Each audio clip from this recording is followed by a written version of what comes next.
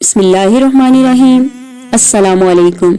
मुअज़्ज़ज़ सामीन करम, अगर साल 2022 की बात की जाए तो साल 2020 और साल 2021 की तरह साल 2022 में भी 2 सूरज ग्रहण और 2 चांद ग्रहण होंगे।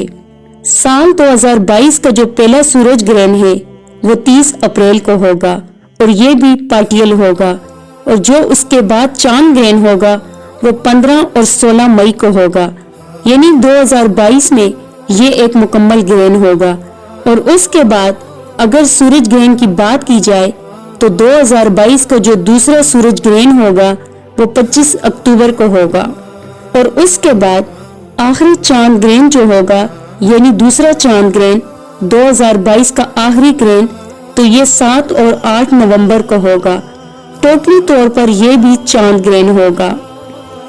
तो सामीन कराम, 2022 में भी 4 ग्रहण होंगे।